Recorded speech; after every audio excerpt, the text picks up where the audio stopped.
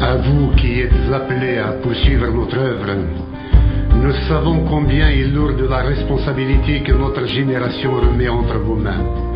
Nous en connaissons le poids depuis que très jeunes, nous aussi, nous l'avons reçu de nos aînés. À votre tour, vous aurez à la léguer à vos cadets qui la remettront à vos enfants. Ainsi, de nos lointains ancêtres à nos arrière-petites-filles et petits-fils, et ce jusqu'à la fin des temps, chaque génération de Kabyles est anoblie par l'histoire qui lui confie la mission de perpétuer notre souffle de vie, de dignité et de liberté de tout temps menacé par des tyrans et des envahisseurs. Vous aurez vous aussi à insuffler à cette parole aux multiples accents que nous tenons de nos anciens, une qualité et un dynamisme qui seront décuplés par votre descendance. Le kabyle qui fait notre originalité et notre fierté en tant que peuple, cette langue qui nous vient du fin fond des âges et de la grande famille Amazigh, est ce que nous apportons de meilleur à l'humanité.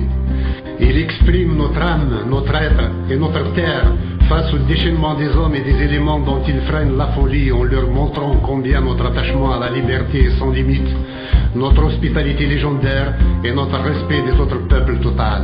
Les montagnes de poussière déposées par les vents de l'histoire sur nos cœurs et nos yeux, nos têtes et nos épaules avaient presque toujours des siècles durant égaré nos pas et nos regards vers les pays des prismes déformants. Il est encore difficile de reconstituer notre itinéraire.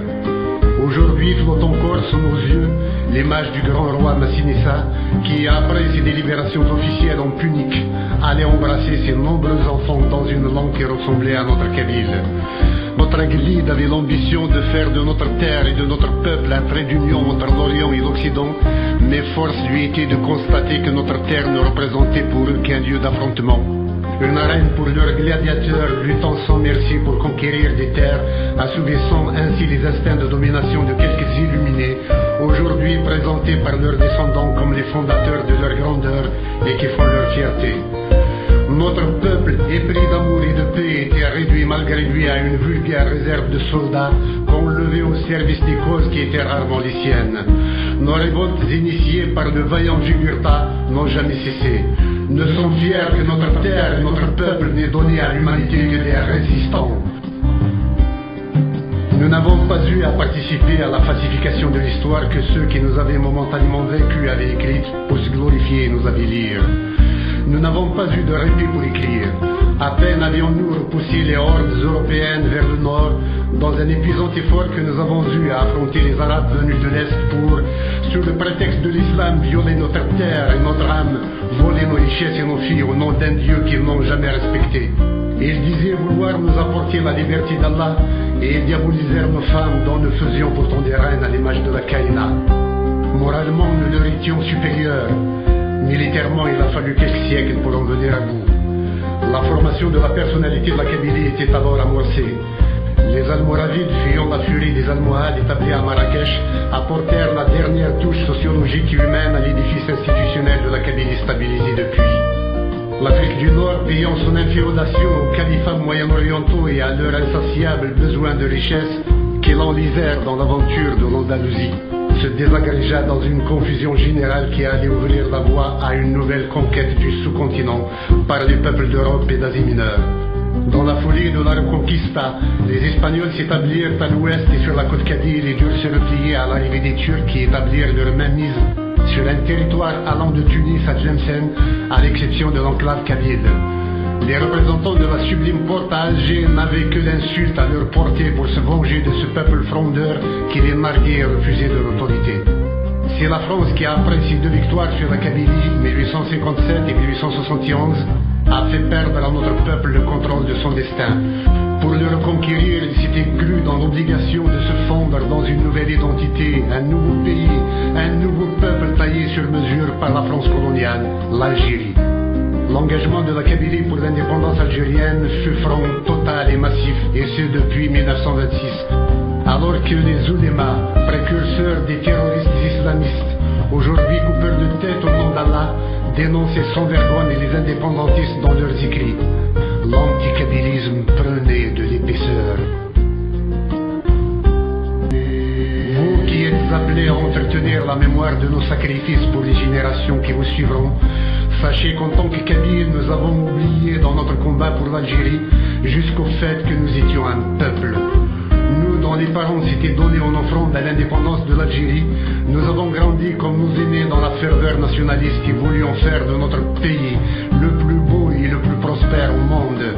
Notre amour était et reste entier pour cette terre irriguée de nos larmes et de notre sang, cette patrie miroitant dans les regards trahis de nos veuves et de nos orphelins, sortis des rats de nos maquisards qui rendaient l'âme sous la torture de leurs bourreaux dans les caves du colonialisme, ou après dans les bas-fonds de la police politique de l'indépendance.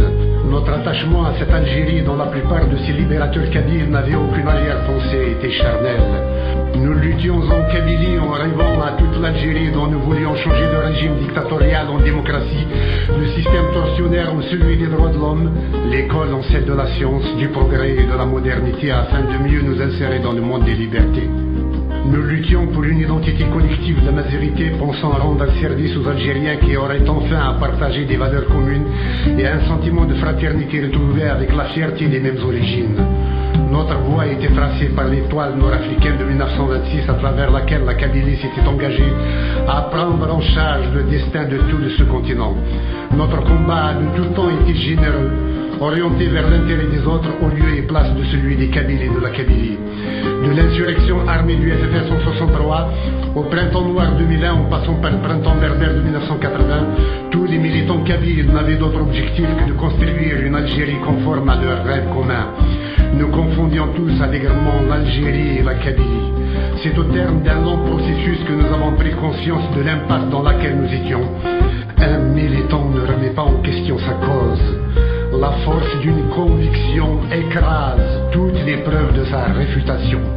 Aujourd'hui, faut-il condamner ou remercier tous ceux qui n'avaient jamais cessé de nous ramener à notre réalité identitaire, et ce depuis l'accession de l'Algérie à son indépendance? Doit-on incriminer ou féliciter toutes celles et tous ceux qui, de l'intérieur ou de l'extérieur de l'État algérien, dans la rue ou dans les administrations, rabaissaient notre algérianité au rang d'une insulte, d'une souillure, d'une honte nationale, ou dans le meilleur des cas, d'une menace sur l'unité du pays? En tout état de cause, le chantage exercé sur nous de choisir entre être arabe ou ne pas être algérien est du même ordre que celui auquel nous soumettait le colonialisme, être chrétien ou ne pas être citoyen. Dans ce pays où nous ne sommes pas des immigrants, tout pouvoir qui exige de nous de renoncer à notre identité et à notre langue pour celle qu'il nous impose est de type colonial. Après la langue, qui l'empêcherait de nous demander de changer de peau, de visage, et pourquoi pas de statut d'êtres humains libres pour celui d'esclaves, voire de bêtes de somme. Non, notre dignité impose que nous nous assumions dans ce que nous sommes, et non dans ce que des despotes racistes voudraient que nous devenions. Nous sommes kabyles et nous formons un peuple fier de l'être. C'est une donnée que le pouvoir algérien serait mieux inspiré d'assimiler et de consacrer par un statut adéquat afin d'offrir à la région et au pays la réconciliation et la stabilité dont ils sont privés depuis 40 ans. En avril 2001, dans l'indifférence générale, un massacre est perpétré en Kabylie par les forces gouvernementales. Le choc provoqué par ces événements nous a amenés à repenser notre démarche de façon radicalement différente.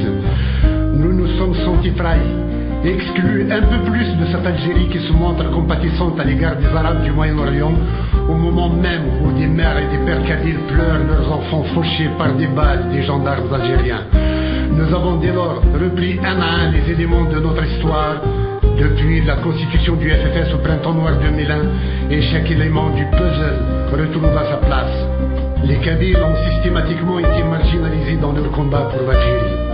Que ce soit en 1963 ou en 2001, en passant par 1981, la création de la Ligue des droits de l'homme en 1985, les Kabyles ont été rejetés. Nos organisations politiques n'ont jamais pu fédérer une majorité d'Algériens. Après pareil constat, notre réflexion s'est réorientée vers la recherche d'une solution globale. Nous voulons avant tout sauvegarder l'intégrité du pays tout en offrant au peuple kabyle la possibilité de présider à son destin comme il le souhaite, sans pour autant gêner ses compatriotes, mais sans plus attendre que ceux-ci partagent ses aspirations en ce qui concerne sa langue, sa culture et ses pratiques religieuses. Vous qui portez déjà main le fardeau de notre destin et qui relevait le défi de construire aux générations futures un avenir protégé de la violence et de l'injustice. Savez que les intérêts en jeu dépassent ceux des individus et de leur carrière, ceux des groupes et de leurs chapelles. Identifions-nous aujourd'hui à cet Indien d'Amérique à qui l'on demandait s'il était politiquement de l'aile gauche ou de l'aile droite et qui répondait « Je suis l'oiseau ».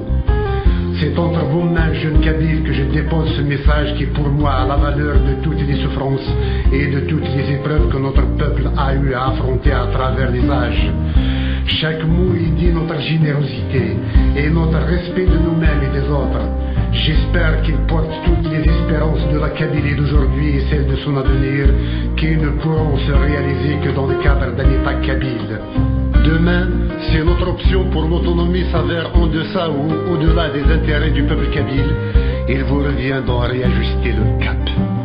Comme nos prédécesseurs, nous avons fait notre devoir, à vous de faire le vôtre, d'aller plus loin. Vive la Kabylie! Vive la Kabylie! Vive la Kabylie! Vive la Kabylie!